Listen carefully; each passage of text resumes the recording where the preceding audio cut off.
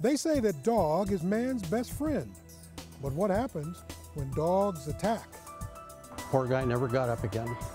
The rights of the owners, victims, and the dogs, straight ahead on Equal Time.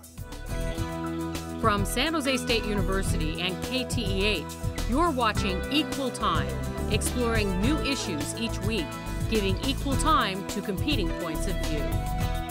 Hello from the campus of San Jose State University, and welcome to this edition of Equal Time. I'm your host, journalism professor Bob Rucker. We see dogs everywhere here in the Bay Area, and most of the time, they're approachable, friendly, and lovable. But what if they're not? As Kassandra Pena reports, there's more and more regulations to deal with dangerous dogs. At Cataldi Park in San Jose's Berryessa district, Dawn Marsha Wilson's outing with her dog turned deadly this April. I was riding an adult tricycle around this path here, and when we got up to approximately where that light post is over there, I saw these dogs coming across this open field from over here, and they just ran as hard as they could. Wilson says two pit bulls attacked her husky named Shadow. She tried to separate them.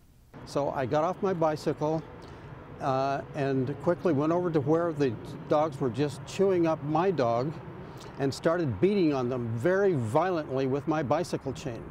The 13-year-old husky suffered severe injuries. Wilson was cut and bruised. I suffered a lot of bites in my hands.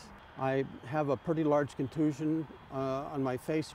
I had stitches on my lower lip. The pit bulls ran off. San Jose Animal Control Sergeant Jay Tirado responded to that attack and says there were more than 1,200 dog bites reported in San Jose last year, and 56 hearings to determine whether dogs were dangerous. The city defines a dangerous dog as a dog that has injured a human being. Specific dogs are labeled as dangerous because of the animal's history, not the breed. We don't really do it by breed because we, as a department, do not believe that it's a breed-specific type behavior. But according to the Centers for Disease Control, pit bulls killed more humans than any other breed, 66 in all in a nationwide study that spanned 2 decades. Rottweilers, German Shepherds, Huskies, Malamutes, and Dobermans also ranked high on the list. Owning one of these types of dogs requires more than grooming and picking up what they leave behind. Well, believe it or not, actually, dog bites are actually responsible for about 1/3 or account for 1/3 of a homeowner's insurance liability portion. Tully Lehman, spokesman for the Insurance Information Network of California, says the liability is not in owning the dog. The liability comes with what the dog does. Once the animal bites, the owner is faced with expensive costs.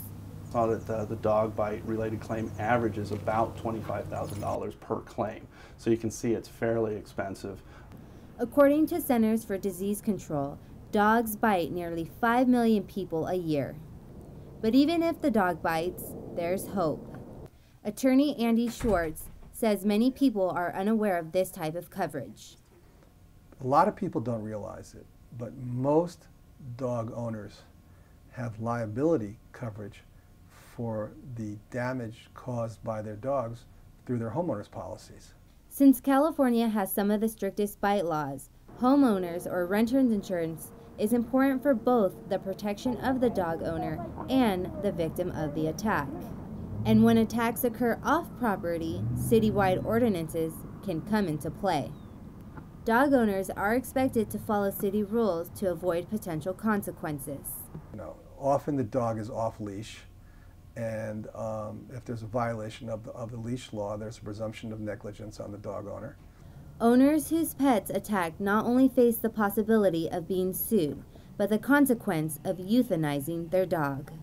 Animal Control Sergeant Tirado says officers have had to put down dozens of dogs after attacks have been reported.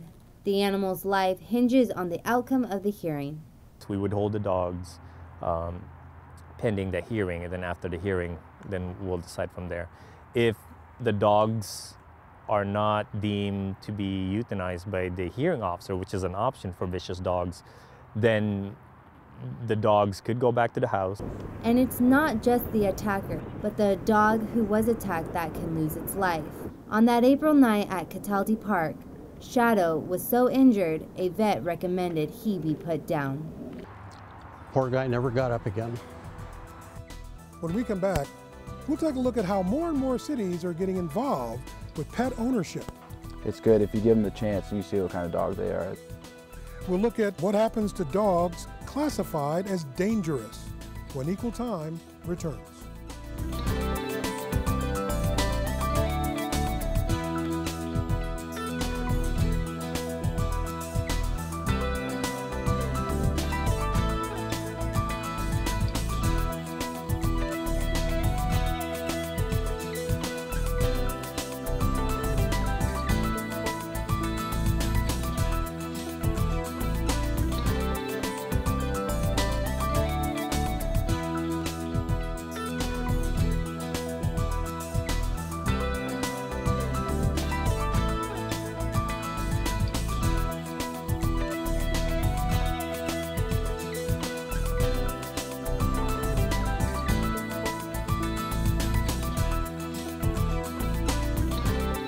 People agree in our society there should be some basic laws governing the animals in society. But what about those situations that could become very serious? Once again, here's Kassandra Pena. Certain breeds of dogs may be labeled as dangerous, but people choose them regardless. And once I got my first pit bull, it was all over. I couldn't get enough. Nick Pisano owns 2 pit bulls and says his dogs are nowhere near dangerous. He says he raised and trained them in a way they would be loyal yet approachable. And I get a lot of people that, clear the street. They see us coming down and they walk to the other side of the street, and it's okay, everybody's entitled to their own opinion, but it's good if you give them the chance and you see what kind of dog they are. Some dog owners insist the animal's dangerous behavior is a direct result of how the dog is raised. People just get dogs in general and they don't train them and they think that, they're just gonna come out well behaved, and it's not the case. You gotta really train them. Scott Del Castillo, a pit bull owner and regular dog park visitor, says he takes Kilo to the park to interact with other dogs. Yeah, I'm trying to get him out there so he's, around other dogs, just so he's familiar with them. Although Del Castillo feels his pit bull is just like any other dog, he says it's unfortunate his pet is portrayed in a negative way. I think the television has a lot to do with it. You hear these stories and they don't really put the entire facts, whenever you watch the news or something, they just say pit bull attacked this or that. If you look deeper into the story, there's usually a history that goes back. While it's debatable that the media help promote the stereotype of dangerous dogs, some people feel dog owners are responsible for their animals' behavior. Occasionally, like I said, you'll get one in here that just shouldn't be in here. Brad Azarski owns a Labrador and says he's mindful of his surroundings when he takes his dog to the park. I did see one guy last week come in with his pit, and it was all studded out, and he was pretty macho, and it was obvious this dog did not get along with other dogs, and he let it off the leash and it just started picking fights. According to the Centers for Disease Control, almost 2/3 of dog bite injuries occur to children ages 4 years and younger. Tracy Rodriguez says when she was 2 years old, she was not only bit once, but twice from her family pet. Mom laid me on the grass, went in the house to go grab something, and within seconds, the dog just came up to me and bit me. While the memories and the fear have faded, the scars remain. So on my side of my face right here, since it has happened twice, I have it down here, and right here was like the first bite here, and the second time it happened up here by my eye, underneath my eye, and my eyebrow and above here.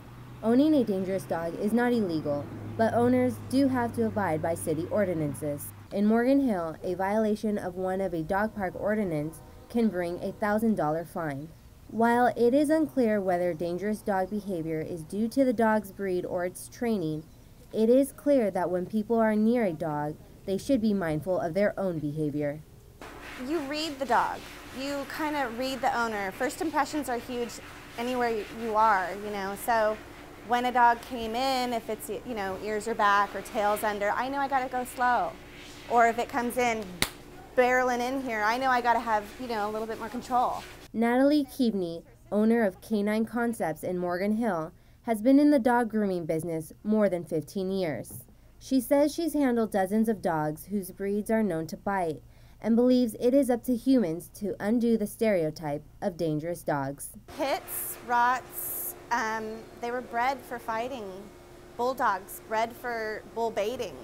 So we did that. We created this dog for a purpose, and maybe it was in the 16th century or, you know, the 20th. Whatever we created, we've got to uncreate. When we come back, we'll sit down with a panel of experts in search of solutions. Stay with us.